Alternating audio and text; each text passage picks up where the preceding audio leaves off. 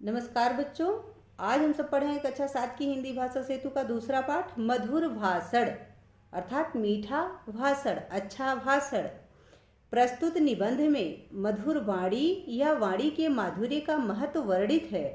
भाषा मनुष्य को ईश्वर की अनुपम देन है। हमारी भाषा में मधुरता का जितना अधिक अंश होगा, हम उतने ही दूसरों के प्रिय पात्र बन सकते हैं। हमारी बोली में माधुर्य के साथ साथ शिष्टता भी होनी चाहिए। भाषा ही हमारी शिक्षा, दीक्षा, कुल की परंपरा और मर्यादा का परिचय देती है। प्रस्तुत निबंध विचारात्मक शैली में लिखा गया है। इसमें लेखक ने भाषा कौशल के विविध पक्षों पर बल दिया है। कहा भी गया है, सत्यम ब्रूयात प्रियम ब्रूयात, न ब्रूयात अप्रिय सत्यम, यानी सत्य बोलना चाहिए और प्रिय बोलना चाहिए। अप्रिय सत्य नहीं बोलना चाहिए। न ब्रूयात यानी नहीं बोलना चाहिए। हमें सत्य बोलना चाहिए और प्रिय सत्य बोलना चाहिए। अप्रिय सत्य नहीं बोलना चाहिए, यानी अप्रिय सत्य भी नहीं बोलना चाहिए। सत्य बोलना चाहिए और प्रिय सत्य बोलना चाहिए। अप्रिय तो सत्य भी नहीं बोलना चाहिए। ठीक है, आगे पाठ पढ़ते हैं हम लोग। भाषा मनुष्य का विशेष अधिकार है। भाषा के कारण ही मनुष्य इतनी उन्नति कर सका है। जानवर हजारों वर्ष से जहाँ के तहाँ बने हुए हैं, किंतु मनुष्य उत्तरोत्तर उन्नति करता चला जा रहा है। अन्य जानवरों की अपेक्षा मनुष्य भौतिक बल में न्यून होता हुआ भी अपनी बुद्धि और भाषा के सहारे सबसे अधिक सबल हो गया है। अर्थात मनुष्य में शक्ति कम है। जिस तरीके से पशु बलवान होते हैं, उतनी बलवान शक्ति मनुष्यों के अंदर नहीं है, परंतु न्यून है। न्यून यानी कम है, परंतु इसके बावजूद वह अपनी बुद्धि और भाषा के सहारे सबसे अधिक सबल हो गया है, अर्थात बलवान हो गया है। जानवरों से इत्यादि सारी चीज़ों से बलवान हो गया है। जैसे हाथी, देखिए कितना बलवान जानवर है। हाथी के सामने मनुष्य कुछ नहीं है, लेकिन हाथी मनुष्य को अपने वश में नहीं कर सकता। मनुष्य उसको अपने वश में कर सकता है। किससे? अपनी बुद्धि और अपनी वाणी के द्वारा, अपने विवेक के द्वारा। ठीक है, इसीलिए उसको कहा गया है कि मनुष्य अपनी बुद्धि और भाषा के सहारे अधिक सबल हो गया है, यानी अधिक बलवान हो गया है। उसने पंच महाभूत को अपने वश में कर लिया है, अर्थात इस जगत को ना, अग्नि, वायु, जल, आकाश, सबको अपने वश में कर लिया है मनुष्य ने। आप देख नहीं रहे हैं कि चांद पे जा रहा है रॉकेट, मंगल पे जा रहा है, अंतरिक्ष में जा रहे हैं लोग। तो ये सब क्या है? ये मनुष्य ने अपने वश में अपनी बुद्धि और भाषा के सहारे ही कर रखा है। ठीक है, इसी को पंचमहाभूत कहा गया है। यह सब भाषा द्वारा सहकारिता के बल पर ही हो सका है। भाषा के द्वारा सहकारिता यानी सहयोग के बल पर ही हो सका है। भाषा द्वारा हमारे ज्ञान और अनुभव की रक्षा होती है। तो हमारे ज्ञान और अनुभव की रक्षा किससे होती है? तो भाषा के द्वारा ही हमारे ज्ञान और अनुभव की रक्षा होती है। भाषा द्वारा मनुष्य की सामाजिकता कायम है। कायम है यानी स्थिर है। आज मनुष्य की जो सामाजिक स्थिति है, यह भाषा के द्वारा ही स्थित है। यानी कि हम एक स्थिर है, अर्थात हम एक दूसरे से मिलते हैं, बातचीत करते हैं, तो किससे करते हैं? भाषा के माध्यम से ही करते हैं।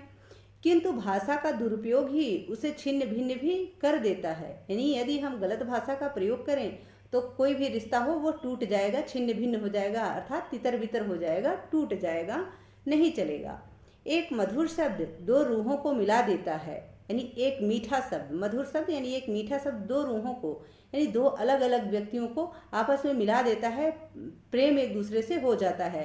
परंतु एक ही कटु शब्द दो मित्रों के मन में वैमनस्य उत्पन्न कर देता है। लेकिन एक ही कटु शब्द अर्थात बुरा शब्द, कड़वा शब्द दो मित्रों को, यानी दो प्रिय मित्रों को अलग कर सकता है। उनके मन में वैमनस्य पैदा कर सकता है, उत्पन्न कर सकता है। इसका मतलब कि उनके मन में दुर्व्यवहार उत्पन्न कर सकता है, सामंजस्य हटा सकता है। ठीक है, कड़वाहट पैदा कर सकता है। वैमनस्य यानी कड़वाहट उत्पन्न कर सकता है, कर देता है। अब प्रश्न यह है कि मधुर भाषण किसे कहते हैं? साधारणतया जो वस्तु मनोनुकूल होती है, मनोनुकूल यानी मन के अनुकूल, अपने मन के अनुकूल, खुद को अच्छा लगने वाला जो होती है, साधारणतया जो वस्तु अपने मन को अच्छी लगने वाली होती है, जिससे चित्त द्रवित होता है। द्रवित यानी पिघलता है, जिससे मन पिघलता है, जिससे जो मन को अच्छा लगता है, वही मधुर कहलाती है। माधुर्य भाषा का भी गुण है, यानी मधुरता भाषा का एक गुण है। मिठास भाषा की एक गुण है। बोली जो होती है वह मीठी होनी चाहिए। और बोली से ही भाषा के रूप का निर्माण होता है। तो यदि भाषा में मिठास नहीं रहेगी तो उसको कोई पसंद नहीं करेगा। जैसे यदि आप किसी से बातचीत कर रहे हैं, अच्छे से बात नहीं करेंगे तो दोबारा कोई आपसे बात नहीं करना चाहेगा। वचनों का माधुर्य हृदय द्वार खोलने की कुंजी है। जो वचनों का माधुर्य यानी वाणी की मधुरता, जो मिठास है, जो आपकी बोली की मिठास है, वह हृदय द्वार खोलने की कुंजी है। हृदय यानी मन के दरवाजे को, द्वार यानी दरवाजा, वह मन के दरवाजे को खोलने की कुंजी है, अर्थात चाबी है। यानी यदि आप किसी से प्रेम करना चाहते हैं तो उससे मीठी बोली बोलेंगे, तभी वह भी आपसे मीठी बोली बोलेगा, तभी आप उसके दिल तक पहुंच सकते हैं। ठीक है, तो इसीलिए इसको कहा गया है, कवि ने कहा है कि जो वचनों का माधुर्य है अर्थात वाणी की जो मिठास है वह हृदय के दरवाजे को खोलने की कुंजी है। वचनों का आकर्षण न्यूटन के गुरुत्वाकर्षण और चुंबक के आकर्षण से भी बढ़कर है। यानी यदि हम अच्छी वाणी बोलते हैं तो इससे हम किसी को भी अपने वश में कर सकते हैं। ठीक है, जैसे आगे तो तभी तो तुलसीदास ने कहा है, तुलसीदास जी ने भी कहा है कि कोयल काको देत है, कागा कासो लेत, तुलसी मीठे वचन ते, जग अपनो कर लेत। तुलसीदास जी कहते हैं कि कोयल किसको देती है, यानी कोयल अपना किसी को क्या दे देती है, कुछ नहीं देती। और कागा कासो लेत, कौवा किससे क्या ले लेता है, अर्थात कौवा किसका क्या छीन लेता है, कुछ नहीं छीनता है। ना तो कोयल किसी को कुछ देती है और ना ही कौवा किसी का कुछ ले लेता है। तुलसी मीठे वचन ते, जग अपनो कर लेत। तुलसीदास जी कहते हैं लेकिन सिर्फ अपनी मीठी वाणी से ही, मीठे वचनों से ही कोयल जो है वह संपूर्ण संसार को अपना कर लेती है, अपना बना लेती है, अर्थात अपने वश में कर लेती है। जैसे जब कोयल कू कू करती है तो हम लोगों को अच्छा लगता है, सबको अच्छा लगता है और लोग उसको दोहराने लगते हैं, वो भी कोयल के साथ कू कू करने लगते हैं। परंतु जब कौवा अपनी बोली बोलता है, काँव काँव करता है, तो लोग उसे भगा देते हैं। तो ये होता है वाणी का अंतर। ठीक है, एक ही बात को हम कर्णकट शब्दों में कह सकते हैं, अर्थात कड़वे शब्दों में कह सकते हैं, और उसी को हम मधुर बना सकते हैं, अर्थात मीठा बना सकते हैं। बाणभट्ट जब मरने वाले थे तब यह प्रश्न उठा कि उनकी अधूरी कादंबरी कौन पूरी करेगा। उन्होंने अपने दोनों लड़कों को बुलाया और उनसे पूछा कि सामने जो सूखा वृक्ष पड़ा है उसको तुम किस प्रकार अपनी भाषा में व्यक्त करोगे। बड़े लड़के ने कहा, शुष्कम काष्ठ तिष्ठ अग्रे तिष्ठत्यग्रे, यानी सूखा पेड़ सामने खड़ा है, आगे खड़ा है। दूसरे ने कहा, नीरस तरुवर विलसति परतः, कि बिना रस का वृक्ष सामने पड़ा हुआ है। तो बात एक ही थी, कहने में फर्क था। बाणभट्ट ने अपने छोटे लड़के को ही पुस्तक पूरी करने का भार सौंपा। यह तो रही साहित्य के शब्द संयोजन की बात। साधारण बोलचाल में भी बड़ा अंतर हो जाता है। भाव को प्रभावशाली भाषा में व्यक्त कर देना ही साहित्य है। जो मनुष्य किसी गलतफहमी को दूर कर रूठे हुए मित्र को मना लेता है वह सच्चा साहित्यिक है, वह ही सच्चा साहित्यिक है। जो व्यक्ति यदि गलतफहमी हो जाए और मित्र रूठ गया है उसको अपनी वाणी से, अपने वचनों से मना लेता है तो वह ही सच्चा साहित्यिक है, अर्थात उसे ही साहित्य का सबसे अच्छा ज्ञान है। वार्तालाप की शिष्टता मनुष्य को आदर का पात्र बनाती है, अर्थात आदर के योग्य बनाती है और समाज में उसकी सफलता के लिए रास्ता साफ कर देती है। मनुष्य का समाज पर जो प्रभाव पड़ता है वह बहुत अंश में पोशाक और चाल ढाल पर निर्भर रहता है, किंतु विष भरे कनक घटों की संसार की में कमी नहीं है। यहाँ कवि कहते हैं कि जो विष से भरे हुए सोने के घड़े हैं, अर्थात अहंकारी व्यक्तियों की संसार में कोई कमी नहीं है। यह प्रभाव ऊपरी होता है और पोशाक का मान जब तक भाषण से पुष्ट नहीं होता तब तक अस्थायी नहीं होता। अर्थात आपने जैसे कपड़े पहन रखे हैं, अगर आपकी वाणी में वैसी अच्छाई नहीं है, आपने अच्छे कपड़े ढंग के पहन रखे हैं और आपकी वाणी अहंकारी है तो फिर इससे स्थिरता नहीं प्राप्त होगी, अस्थायित्व तो नहीं आएगा, आपको लोग सम्मान नहीं देंगे। जब आपकी पोशाक और आपकी वाणी दोनों में सामंजस्य होगा, यानी दोनों एक जैसे होंगे, तभी लोग आपको इज्जत देंगे। मधुर भाषी के लिए करनी और कथनी का साम्य आवश्यक है। साम्य यानी समानता आवश्यक है, किंतु कर्म के लिए वचन पहली सीढ़ी है, यानी कुछ भी करने के लिए आपकी बोली पहली सीढ़ी है। मधुर वचन ही विश्वास उत्पन्न कर भय और आतंक का परिमार्जन कर देते हैं, या अर्थात भय और आतंक को साफ कर देते हैं। कटुभाषी लोगों से लोग हृदय खोलकर बात करने से डरते हैं, यानी जो कड़वा बोलने वाले लोग होते हैं, लोग उनसे दिल खोल करके बात भी नहीं करते, दिल खोलकर बात करने से डरते हैं। सामाजिक व्यवहार के लिए विचारों का आदान प्रदान आवश्यक है और वह भाषा की शिष्टता और स्पष्टता के बिना प्राप्त नहीं होता है। भाषा की सार्थकता इसी से है कि वह दूसरों पर यथेष्ट प्रभाव डाल सके, यानी श्रेष्ठतम प्रभाव डाल सके, जैसा प्रभाव डालना चाहिए उस प्रकार का प्रभाव डाल सके। जब बुरे वचन आदमी को रुष्ट कर सकते हैं, अर्थात रूठा बना सकते हैं, नाराज कर सकते हैं, तो मधुर वचन अर्थात मीठे वचन दूसरे को प्रसन्न भी कर सकते हैं। शब्दों का जादू बड़ा जबरदस्त होता है, यानी बहुत प्रभावशाली होता है। जबरदस्त होना यानी प्रभावशाली होना, तो जो शब्दों का जादू होता है वह बहुत प्रभावशाली होता है, बहुत जबरदस्त होता है, बहुत अच्छा होता है।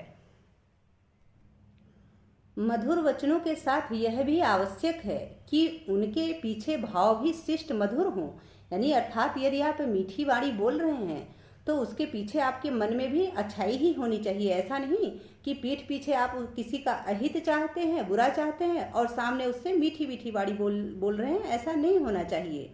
यदि ऐसा है तो नहीं तो मुलम्मे के सिक्कों की भांति बेकार रहेंगे, अर्थात उनका कोई महत्व नहीं रहेगा। हृदय की मलिनता और मधुर वचनों का योग नहीं हो सकता, अर्थात यदि आपके हृदय में, आपके मन में किसी के लिए बुराई भरी हुई है और आप सामने से मीठे वचन बोल रहे हैं, तो इसका संयोग नहीं हो सकता, इसका मेल नहीं हो सकता। सामने वाले को पता चल ही जाएगा कि आप दिखावा कर रहे हैं। ठीक है। वचन के अनुकूल जब कर्म होते हैं तभी मनुष्य वंद बनता है, अर्थात मनुष्य जैसा बोलता है यदि वैसा करता भी है तभी वह वंदनीय बनता है, पूजनीय बनता है, अर्थात तभी लोग उसकी इज्जत करते हैं, तभी वह इज्जत के योग्य बनता है। वंद्य बनता है यानी इज्जत के योग्य बनता है, पूजनीय बनता है। मनुष्य के चरित्र के असली परिचायक उसके कर्म भी होते हैं, यानी जो कर्म वह करता है वह उसके असली परिचायक होते हैं। किंतु बिना मधुर वचनों के, बिना मीठी बोली के लोग दूसरों के सद्व्यवहार का भी लाभ नहीं उठाना चाहते हैं। अर्थात यदि आप अच्छी वाणी नहीं बोलेंगे किसी से तो वह अच्छा व्यवहार वाला व्यक्ति होगा तो भी वह आपके पास नहीं आएगा, क्योंकि आप मीठी बोली नहीं बोल रहे हैं, तो पहले से ही वह आपको देखेगा और आपसे दूर हट जाएगा। जो अच्छा है वह भी मानो ही महताम धनम, अर्थात मान ही बड़े आदमियों का धन होता है, सम्मान होता है। जो मान सम्मान होता है वही महान व्यक्तियों का अर्थात बड़े आदमियों का धन होता है। मानो ही महताम धनम, यानी मान ही बड़े आदमियों का धन होता है। जो लोग बिना मान के दान देते हैं उनका दान स्वीकार नहीं होता, अर्थात यदि आप भगवान के पास दान भी कर रहे हैं और प्रेम से दान नहीं कर रहे हैं, अहंकार बस दान कर रहे हैं, तो वो भगवान भी उसको स्वीकार नहीं करते हैं। मान का पान भी बहुत होता है, यह एक कहावत है कि मान का पान बहुत होता है, अर्थात प्रेम से यदि कोई आपको उसके पास जो भी है वही दे रहा है तो वो बहुत बड़ी बात है, बहुत अच्छी बात है। और रहीम के शब्दों में रहीम ने कहा है कि अमी पियावे मान बिनु सो नर मोहि न सुहाय। अमी यानी यदि कोई मुझे अमृत भी पिलाता है बिना मान के, बिना सम्मान के कोई मुझे अमृत भी पिलाता है तो वह व्यक्ति मुझे पसंद नहीं आता। सो नर मोहि न सुहाय, नर यानी व्यक्ति, आदमी, मोहि यानी मुझे, न सुहाय नहीं सुहाता है, नहीं अच्छा लगता है। अर्थात यदि कोई मुझे बिना प्रेम का अमृत भी पिलाए, बिना मान का अमृत भी पिलाए तो वह मुझे पसंद नहीं आता है। मिष्ट भाषण समाज सेवक का एक आवश्यक गुण हो जाता है। मिष्ट भाषण यानी मीठा भाषण, मीठा बोलना एक समाज सेवक का एक अच्छा गुण होता है। ये गुण जन्म से तो प्राप्त होते हैं किंतु शिक्षा द्वारा भी ऐसे शुभ अभ्यास और संस्कार बनाए जा सकते हैं। अर्थात ये जो गुण होते हैं, मीठा बोलना, लोगों की इज्जत करना, ये जन्म से तो प्राप्त होते ही है किंतु इसको शिक्षा के द्वारा और भी अच्छा किया जा सकता है, अभ्यास के द्वारा और भी अच्छा संस्कार बनाया जा सकता है। मन, वाणी और कर्म का सामंजस्य ही मनुष्य को श्रेष्ठता के पद पर पहुंचाता है। अर्थात यदि मनुष्य के मन में जो है वही उसकी वाणी में भी है, अर्थात वही वह बोलता भी है, जो उसके मन में है वही बोलता भी है और वही कर्म में भी झलक रहा है, अर्थात वही वह करता भी है, जो बोलता है वही, जो उसके मन में है वही वह बोलता है और जो वह बोलता है वही वह करता है, यदि इसका सामंजस्य हो जाता है अर्थात इसका मेल होता है या वो सही यही करता है, तो वह मनुष्य श्रेष्ठता के पद पर पहुंचता है अर्थात वही श्रेष्ठ मनुष्य हो जाता है।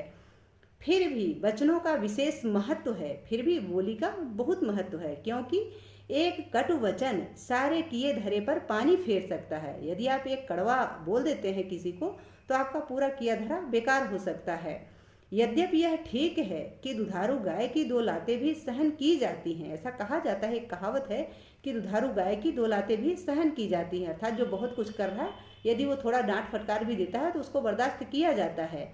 फिर भी दूसरे के स्वाभिमान का हनन कर उसके साथ उपकार करना कोई महत्व नहीं रखता है। यदि आप किसी को डांट फटकार के उसको, यदि कोई आपसे मान लीजिए कि 10 रुपया मांग रहा है और 10 रुपये देने के लिए आप उसको बहुत बहुत डांटते हैं, उसके बाद देते हैं, तो आपका वह देना बेकार हो जाता है। यही कवि ने यहाँ कहा है कि यदि आप स्वाभिमान का हनन कर, दूसरों के स्वाभिमान का हनन कर उसके साथ उपकार करते हैं तो इसका कोई महत्व नहीं रहता है।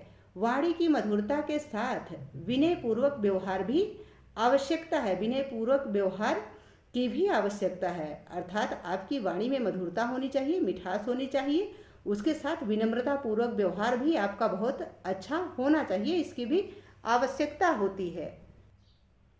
विनयपूर्ण व्यवहार ही शिष्टाचार है। शिष्टाचार का अर्थ लोग दिखावा या तकल्लुफ करते हैं, लेकिन वास्तव में उसका अर्थ है सज्जनोचित व्यवहार, अर्थात सज्जनों को उसके उचित व्यवहार देना ही शिष्टाचार है।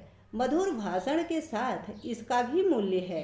इनके द्वारा मनुष्य की शिक्षा, दीक्षा और कुल की परंपरा और मर्यादा का परिचय मिलता है, अर्थात यदि व्यक्ति सद्व्यवहारी है, अच्छा व्यक्ति है, तो इससे यह पता चलता है कि वह मनुष्य कितना शिक्षित है, कितना अच्छा है, वह किस कुल का है अर्थात किस खानदान का है। अच्छे खानदान का है तो अच्छी वाणी बोलेगा, बुरे खानदान का है तो बुरी वाणी बोलेगा, और उसके यहाँ की परंपरा कैसी है, उसकी मर्यादा कैसी है, ये सारी चीज़ें भाषा के द्वारा पता चल जाती है। शिष्टाचार वाणी का भी होता है और व्यवहार का भी, यानी वाणी में आपकी आवाज़ में भी शिष्टाचार होनी चाहिए और आपके व्यवहार में भी शिष्टाचार झलकना चाहिए।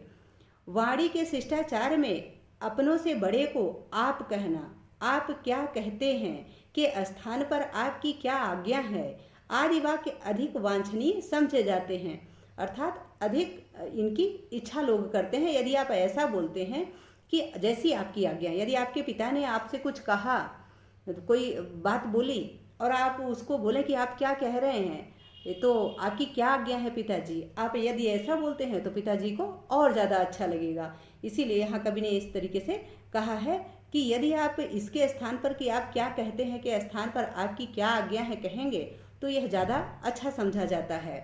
ठीक है। किसी काम को कराने के लिए कृपया शब्द का प्रयोग शिष्टता का परिचायक है, अर्थात यदि आपको किसी से कोई काम लेना है तो उसको कृपया कहिए, प्लीज़ बोलिए, तो यह शिष्टता का परिचायक है, यानी शिष्टता का परिचय देता है। और काम हो जाने के पश्चात उसको धन्यवाद कहना भी ज़रूरी है। जैसे आपने किसी से पेन मांगी तो बोल दो कि प्लीज़ मुझे अपनी पेन दे दो, और जब उसने दे दिया तो उसको थैंक यू, धन्यवाद जरूर बोलें। ठीक है, यही शिष्टाचार है। जो अपने से नीचे हैं, यानी जो आपसे छोटे हैं या छोटी जाति के हैं या गरीब हैं कुछ भी, तो उनसे कोई ऐसी बात न कही जाए कि जिससे यह प्रकट हो कि हम उनको नीचा समझते हैं, अर्थात हम उनको छोटा समझते हैं, ऐसा पता नहीं चलना चाहिए। आपकी वाणी को बराबर रखना चाहिए, अच्छे से बातचीत करनी चाहिए किसी से भी, चाहे वह आपसे छोटा हो या गरीब हो। ठीक है। अपने से कम स्थिति के लोगों के स्वाभिमान की रक्षा करना सज्जन लोगों का पहला कर्तव्य है। जो अच्छे लोग होते हैं वह सबके साथ समान व्यवहार करते हैं, इसलिए जो सज्जन व्यक्ति होते हैं उनका यह काम है कि वो सबके स्वाभिमान की रक्षा करें, चाहे वह गरीब हो, अमीर हो, कोई भी हो। ठीक है। जो काम करना है उसको प्रसन्नता से करना चाहिए और उसके संबंध में कोई ऐसा शब्द नहीं कहना चाहिए जिससे प्रकट हो कि यह काम अन्य मनस्कता से किया जा रहा है या उस काम के करने से दूसरे के साथ एहसान किया जा रहा है। यदि हम कोई कार्य किसी के लिए कर रहे हैं, मान लीजिए कि किसी गरीब ने आपसे कुछ सहायता मांगी और आपने उसकी सहायता की, तो ऐसा नहीं लगना चाहिए कि यह अन्य मनस्कता है, यानी अनमनापन है, आप अपने मन से नहीं कर रहे हैं, बस खाली दिखावा है, ऊपर ऊपर से कर रहे हैं, ऐसा उसको नहीं लगना चाहिए। ऐसा आपको करना भी नहीं चाहिए, एहसान नहीं जताना चाहिए। जो भी करो प्रेम से करो, श्रद्धा से करो, अपनी इच्छा से करो, ठीक है। नहीं कर सकते तो प्रेम से मना कर दो, परंतु किसी को नीचा न दिखाओ। या तो कोई वस्तु न दे, और दे तो पूर्ण उदारता और प्रसन्नता के साथ, यानी यदि आपसे कोई कुछ मांग रहा है तो उसको या तो प्रेम से दो, अन्यथा मत दो, ठीक है। कम से कम जहाँ क्रिया में उदारता हो वहाँ वचने दरिद्रता नहीं आने देनी चाहिए। अर्थात यदि आप किसी को कुछ दे ही रहे हैं तो प्रेम से दीजिए। जब आप दे ही रहे हैं तो प्रेम से देंगे तो उसको अच्छा लगेगा। और जब बोलने में वही दरिद्रता दिखा देंगे, गरीबी दिखा देंगे, तो फिर आपका देना बेकार हो जाएगा, जो कि नहीं करना चाहिए।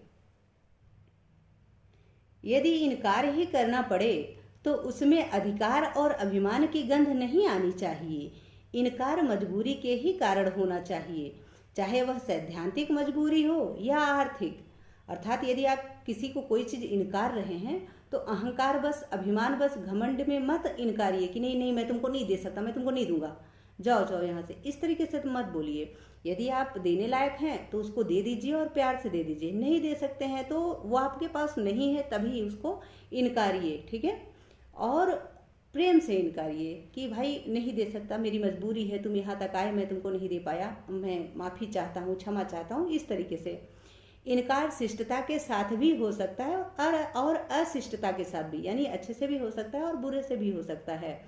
प्रायः लोग अशिष्टता से यह कह देते हैं, जाओ अमुक वस्तु यहाँ कहाँ से आई, अर्थात यह वस्तु यहाँ कहाँ से आई, क्या तुमने दिया था जो लेने आए हो, ऐसा कुछ लोग कह देते हैं। परंतु ऐसा नहीं कहना चाहिए, तुम्हारा कोई लेना देना नहीं है। घर वालों को तो जुड़ता नहीं, तुम्हारे लिए कहाँ से लाएं, ऐसे कई लोग कह देते हैं ना कि यह वस्तु यहाँ कहाँ से आई, तुम्हारा कोई लेना देना नहीं है इससे, हमारे घर वालों के लिए तो ये चीज़ जुड़ता ही नहीं, हमारे पास तो है ही नहीं, तुम्हारे लिए कहाँ से लाएं, कहाँ से तुमको दे। तो ये तरीका सही नहीं है, ऐसा नहीं करना चाहिए। इनकार करने में जो बातें कही जाएं उनमें परायेपन का भाव नहीं आने देना चाहिए, अर्थात उसमें परायापन नहीं होना चाहिए। इनकार करते समय खेद प्रकट करना चाहिए, अर्थात दुख प्रकट करना शिष्टाचार की मांग है। यही शिष्टाचार है कि यदि आपके पास कोई चीज़ नहीं है तो उसको बड़े प्रेम से इनकारो। कहना चाहिए, मुझे बड़ा खेद है कि आपके लिए इनकार करना पड़ा, आपने यहाँ आने या मांगने का कष्ट किया और मैं इस विषय में आपकी सेवा न कर सका, इसके लिए मुझे बहुत दुख है, बहुत अफसोस है। इस प्रकार से इनकार करना चाहिए। वार्तालाप में हमको व्यापारिक बातचीत और निजी बातचीत में थोड़ा अंतर करना होगा, यानी बातचीत में हमें व्यापारिक जो लेन देन का काम है उसमें, और जो हमारा निजी बातचीत है उसमें थोड़ा अंतर करना चाहिए, करना होगा। व्यापारिक बातचीत भी अशिष्ट नहीं होनी चाहिए, अर्थात लेन देन की बातचीत भी अशिष्ट नहीं होनी चाहिए, गलत तरीके की नहीं होनी चाहिए, किंतु वह नपी तुली हो सकती है, यानी थोड़े में कहो, सटीक कहो, परंतु बुरा न कहो।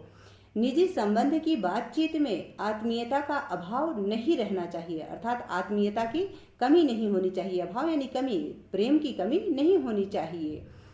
और थोड़ा सा कष्ट उठाकर बात को पूरी तौर से समझा देना अपना कर्तव्य हो जाता है, अर्थात किसी को यदि कोई बात कह रहे हैं और वह आपकी बात को नहीं समझ रहा है तो आप प्रयास करिए कि प्यार से एक दो बार उसको समझाने का प्रयास करिए, एक दो बार में उसे समझाइए। आपको थोड़ा वक्त लगेगा परंतु आप समझा ले जाएंगे, इसलिए कभी यही कहते हैं कि प्यार से समझाइए, अच्छे से समझाइए, गुस्सा करके या अशिष्टता के साथ मत समझाइए, ठीक है। कुछ लोग सबके साथ निजी संबंध की तरह ही वार्तालाप करते हैं, यानी कुछ लोगों की ऐसी आदत होती है जो सबके साथ बड़े प्यार से बातचीत करते हैं। यह बुरा नहीं है, यह बुरा नहीं है, यह अच्छी आदत है, किंतु बात उतनी ही कही जाए जितनी निभाई जा सके। इसका कहने का मतलब ये है कि बात उतना ही कहो जितना पूरा कर सको, अर्थात यदि आप किसी से बहुत प्यार से बात करते हैं, आपकी प्रवृत्ति है कि हाँ, बहुत कुछ लोग होते हैं बहुत मीठी मीठी बातें करते हैं, उनकी बातें अच्छी लगती हैं, बहुत लोगों को प्रोत्साहित भी करते हैं, परंतु जब आपको उनसे आवश्यकता पड़ती है, आप उनसे कुछ लेने जाओ तो वो इनकार जाते हैं, गुस्सा कर देते हैं, बुरा भला कहने लगते हैं, तो ये सही नहीं है।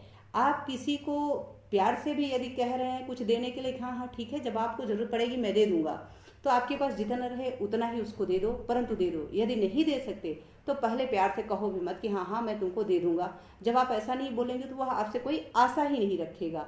और यदि आप ऐसा कहते हैं, आशा दिलाते हैं, तो आशा पे खरा उतरना भी चाहिए। ठीक है, आशा है कि यह पाठ आप सबको अच्छे से समझ में आ गया होगा। यहाँ पाठ से संबंधित शब्दार्थ दिया गया है, तो आप इसको यहाँ से देख लें और कुछ शब्दार्थ जो हमने पढ़ाते वक्त बताए हैं उसको वहाँ से नोट कर लें। ठीक है, यह वीडियो आप सबको अच्छा लगे तो please like, share and comment कीजिए और चैनल पर नए हैं तो सब्सक्राइब कीजिए। बहुत बहुत धन्यवाद। अभ्यास कार्य हम अगले वीडियो